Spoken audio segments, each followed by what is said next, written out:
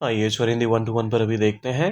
किसी के सर के ऊपर से कोई चीज़ अगर निकल जाए तो उसके लिए क्या स्ट्रक्चर आप फॉलो कर सकते हैं?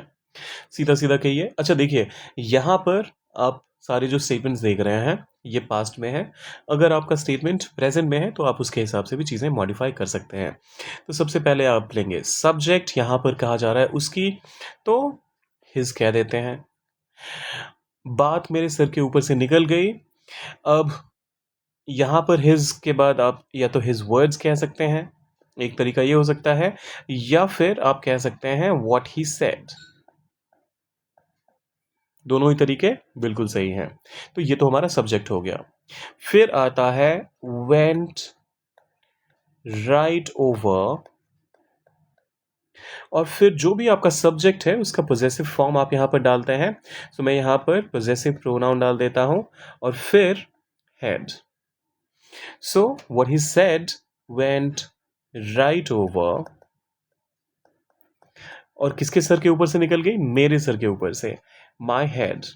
अब ये तो बेहद आसान हो गया होगा। बाकी चारों स्टेटमेंट्स को भी करते हैं ट्रांसलेट। पूरा लेक्चर, द इंटायर लेक्चर, पूरा का पूरा लेक्चर जो था, LECTURE, the entire lecture went right over, मेरे सिर के ऊपर से, फिर से, so right over my head. The entire lecture went right over my head. यह मजाक, this joke went right over, अब किन लोगों के ऊपर से? बच्चों के ऊपर से, बच्चों के सर के ऊपर से, so went right over, बच्चों की बात हो रही है, so the children's, CHILDREN the children's heads। अब एक बच्चे की बात नहीं हो रही है तो सर भी सबके अलग अलग होंगे ना, हर किसी के सर के ऊपर से जा रहा है, तो इसका भी प्लूरल फॉर्म हमें इस्तेमाल करना पड़ेगा। उसकी व्याख्या, हिज एक्सप्लेनेशन,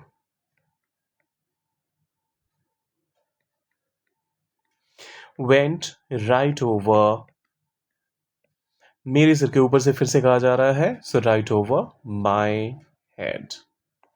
ये आखिरी वाला आपके लिए है तकनीकी चर्चा, मेरे सर के ऊपर से निकल गई। अब इसे इंग्लिश में क्या कहेंगे? सोचिए और डालिए उसे कमेंट सेक्शन में। जाने से पहले वीडियो को लाइक करना है, चैनल को सब्सक्राइब करना है और शेयर करना है इसे अपने उन दोस्तों के साथ जो आपको लगता है पा सकते हैं इससे फ़ायदा। कमेंट में ज़्यादा लिखने का दिल ना करे तो लिखिए मोर। मिलते हैं जल्दी।